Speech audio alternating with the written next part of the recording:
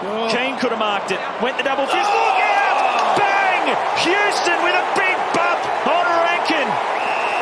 He hasn't got him high, but it's... Oh, he's out. Oh, God. Yeah, baby. Yes, sir. Yes, sir. Yes, sir. Up the play! G'day guys, Nate here coming at you with the round 24 preview of Collingwood v Melbourne Friday night at the MCG. 7:10pm start, I say it again, 7:10pm start. I guarantee people are going to be tripped up by this. Typically a 7:20, 7:30, 7:40pm start. Typically 7:20 for a doubleheader, and Friday is a doubleheader. We are the entree to Ken Hinkley's farewell, Travis Boak's farewell, as well as Port Adelaide take on Gold Coast an hour later than us. Massive game there for Gold Coast in particular, massive game Friday night for us as well, and the machinations and the ramifications of top 8 possibilities. But this is it for Collingwood. Not season on the line per se, but we lose this game against Melbourne, you can pretty much put a line through us for the premiership, and that's guaranteed top 4 out of the equation. We lose this game to Melbourne, we become the first team in VFL, AFL history to drop out of the top 4, having been 10 points clear on top. And if we drop out of top 4, all options are on the table for where we finish up 5th, 6th, 7th or 8th, most likely 7th or 8th. What's guaranteed is if we lose this game, Freo or the Dogs will go above us. Giants against St Kilda most likely win, go above us. Hawthorn against Brisbane, they probably lose that game, but could be on percentage as well. We go below Hawthorn on percentage. Gold Coast just need to win one game if we lose against Melbourne. If Gold Coast need to win one game against Port Adelaide or the Bombers to go past us, likely going to happen. So we could end up being on the road for September if we lose this game to Melbourne. This could very well be the last game of the year at the MCG for us. So I am going heads up on the review though. They'll be uploaded either Saturday night or Sunday morning. I am working a full day Saturday, so yeah, going to be a bit tricky to do a recording of the review after the game Friday night or Saturday morning. So I'll upload it Saturday night, Sunday morning, and then I'll do the VFL report either Sunday night or Monday morning. I will be at the VFL on Sunday for the wildcard round. That will most likely be the final game at home for Collingwood, or at home for us. We are going up to Brisbane next week if we win, and then most likely go up to Southport in 2 weeks. So who knows from there? I'm not going to Box Hill. I'm a jinx when we go to Box Hill if we do somehow go there. So that's the VFL talk out of the way. We are playing Sunday afternoon, 2:05pm start against Williamstown at Victoria Park. Thankfully, the AFLW is taking place Saturday afternoon as well against GWS. Most likely win that game. So we've got 3 Collingwood games this week. Most likely going to be wins, but expect the unexpected. Again, it's hope for the best, prepare for the worst. But in regards to this preview and this game against Melbourne, my confidence isn't there, but I'm feeling optimistic. It's a bit weird to say that. Hoping for the best, preparing for the worst. I don't feel confident, and that's because we've lost 3 in a row, and we've lost 5 of the last 6. We haven't been on top 8 side since May 30th. Our last 5 losses have been to top 8 sides at the moment. Melbourne, they're not so flash at the moment. They're without a coach. They've got an interim coach right now. Could very well have Nathan Buckley as the next coach. So they got a chance to beat us, knock us out of the top 4, and Nathan Buckley's their next coach. So talk about double whammy against us. But I think with the dust settling on the Adelaide loss, still conflicted. We looked better in patches against Adelaide, and the wet weather conditions didn't help us, but we kept Adelaide below 60. The onus is on us to kick a winning score, defend well. We saw that against Adelaide. I think we can defend well against Melbourne here. The issue or the worry for me will be Melbourne's midfield group. Gawn in the ruck, Petrarca, Viney, Oliver, Cozzy Pickett. And the elephant in the room will most likely be at Langdon tagging Nick Dacos. So we've got to expect that. We've got to support Nick Dacos. If they tag Nick Dacos out of it again, will most likely lead to the case of being stop Nick Dacos, you stop Collingwood. It's the last thing we need at this stage of the competition, at this stage of the season. We can't have Nick Dacos tagged out of this game when we lose straight out of the midfield. I feel confident we'll take care of Melbourne's forward line. They got Jacob Friend, Ryan up forward, maybe Harry Petty or Tom McDonald swing down forward. Their small forwards are a worry. Their midfield group kicks goals as well. Our midfield group doesn't kick as many goals compared to Melbourne's midfield group. So this is where the game will be won in the midfield. We've got to stop Melbourne's midfield, whether it's their ability to kick goals or just get centre clearances. They're a very good midfield group, this Melbourne side, but up forward, they're surprisingly more inaccurate compared to us. But to be fair to them, their forward 50 connection's a lot better compared to us now. It's our forward 50 connection and our entries inside 50 that worry me. That's the only thing we need to fix up. Besides that, though, we've got the best 23 we've got. Jeremy Howe returning from his concussion protocols.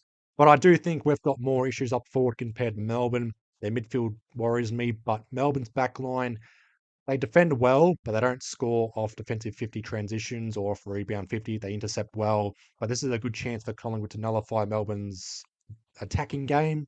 I wouldn't be surprised if this is a low scoring scrap, 11-12, 78 to 9-9, 63 or something like that.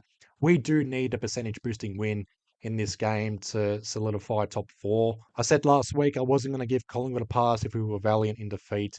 I'm not going to give Collingwood a pass if we scrape by in this game and win by a small margin. So this feels like, or this has to be a big win for us. At least 5 goals. This has to be like last year's game against Melbourne. 46-point win. Hopefully no wet weather conditions or lightning and thunder or whatnot. Has to be like Essendon 2 years ago. Beat them by 70 points in the final round. 2 years ago, there was worries about us being a top side. We smashed Essendon by 70 points to cement the minor premiership. We got to win by a big margin here to cement top 4. And then who knows from there? It's Gold Coast against Port Adelaide Friday night as well. So we beat Melbourne, most likely. We have to wait 48 hours as well. Hawthorn take on Brisbane. Who knows from there? But if we lose this game, it's on the road for us. We finish outside the top 4. Any options are on the table. And I am aware of this as well. I know people will mention this, but I will clarify myself. We can win this game against Melbourne and still slip out of the top 4. So we win this game by a small margin or by a certain margin, and Hawthorn beat Brisbane by a certain margin, or Brisbane just straight up beat Hawthorn, and then Gold Coast win their last 2 games and surpass us on percentage. Yeah, we can fall the 5th spot. But I feel optimistic we beat Melbourne and take care of business and other results go our way. It's weird to say that. It's going to bite me on the arse, I know, but yeah, it's all watch this space after we beat Melbourne or if we beat Melbourne. But if we lose this game, yeah, put a line through us for the flag and just our September aspirations. Just on the recent history, we lead the overall head-to-head. No point mentioning that. But just in games against Melbourne outside of Queen's or King's birthday, it's 8-3 since 2001. Collingwood leads the head-to-head there. The last win Melbourne had over us outside of King's birthday was 2020 COVID. So what do you say about that? Collingwood has won 7 of the last 8 games against Melbourne. The recent form, however, Collingwood's lost 5 of the last 6 games. Melbourne have lost 4 of their past 5 games. Their last win, they sacked their coach. But the last time we played, we beat Melbourne by a point. I didn't watch the game. I was outside of Melbourne camping.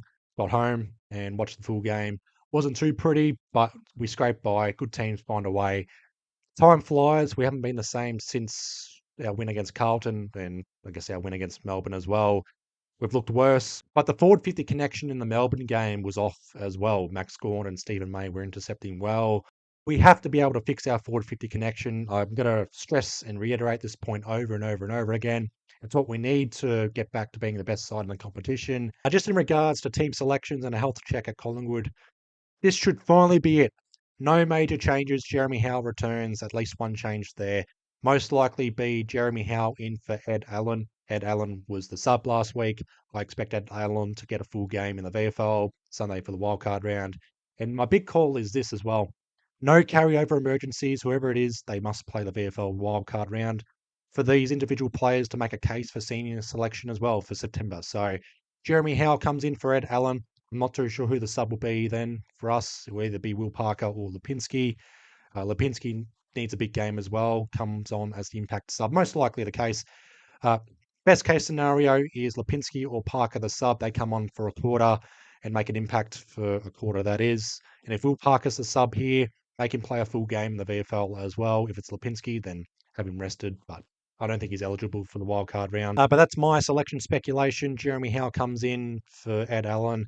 Charlie West is 3 weeks away. Jacob Ryan 5 weeks away. Besides that, no other changes to our depth players in their recoveries from their injuries. I've got a weird feeling that Charlie West, we haven't seen the last of him, whether we go deep in the VFL finals or we go deep in September in the AFL or make the semi-final or the prelim and there's an injury to Mycheck, McStay or Membry. I wouldn't be surprised if Charlie West makes a full recovery and he's in the mix. The noticeable name not mentioned in the injury list and also in selection speculation is Bobby Hill. Now, just treat it as being inactive. It's personal reasons. He's being managed through it.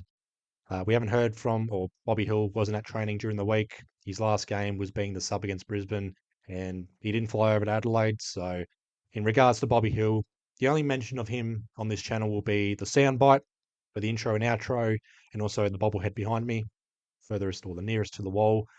Besides that, unless the club comes out and makes comment on Bobby Hill, I won't be making much comment on him. I don't want to speculate too much on it. It's just personal reasons. I don't expect Bobby Hill to return to the senior side this year, and who knows from there. If there's major changes or a big call in selection Thursday night, then I'll do a team selection final word video, but I'm expecting just Jeremy Howe coming in. Dan McStay is out of form. I get that. Lipinski was subbed out, so he could be in a bit of strife for team selection, but there shouldn't be major calls or players being managed or other major selection changes from there. I'm not anticipating doing a team selection video, so that's just me. But I say that, and then there'll be major changes from there, and then I have to do a video. So Jeremy Howe in for Ed Allen. That's about it for me. So I won't harp on the keys of victory or areas of improvement or anything like that. It's just pretty simple. Get on top of Melbourne's midfield group. Our forward 50 connection needs to be better. Dan McStay needs to play a better game here compared to Jacob Van Rooyen. If that happens, we should be fine. And also just nullify Melbourne's defensive 50 or rebound 50 abilities. It's the weakness for Melbourne, so we shouldn't be able to have that be their strength in this game.